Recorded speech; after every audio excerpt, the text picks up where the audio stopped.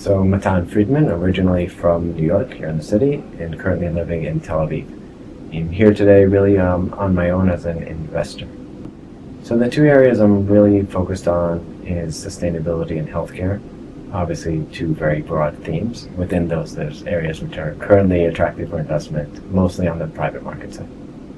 So my approach on the AI side is more on integrating tools. I'm not an AI investor. I think there's a lot that it is driving forward in these industries. We're seeing it a lot in diagnostics and in medical devices and imaging. And so a lot of real world applications that we can see the benefits of now. On the energy side, obviously there's the data centers that require huge amounts of energy that needs to be solved. So that's a big theme that is easy to invest behind. And I'm not investing directly in some of the AI software companies and applications. So one company that I'm super excited about is actually an alternative protein. It's a category that's out of favor. So for those of you who invested in it and didn't work out well, I feel for you. But the category is still moving forward. It's a problem that needs to be solved from the perspective of feeding the world and proteins in particular, and the environmental impact of raising beef and poultry. And so there's a company called Joint Foods. It's actually here in the city. They have a very efficient way to do it. And it also tastes great, it's also low cost, and it's also healthier than beef. So we can chat more about that one.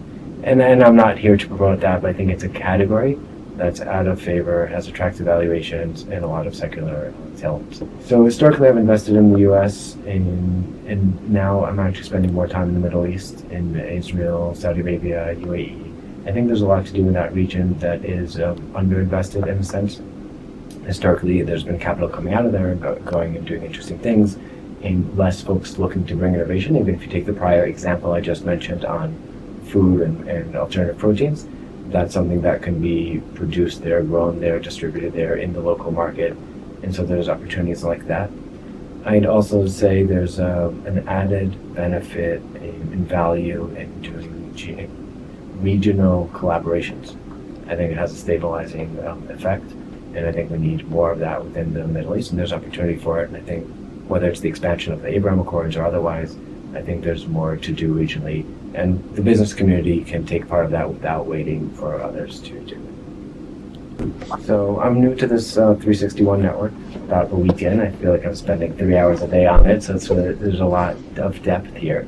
I'm still figuring out where it could be beneficial.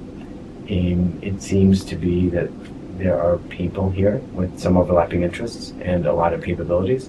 So if anyone, the themes of healthcare, sustainability, or the regional themes on GCC and regional collaboration is interesting, I'm happy to talk more and see what we can do together. For all those of you who weren't here today, you should be in person next time around. It's much more fun.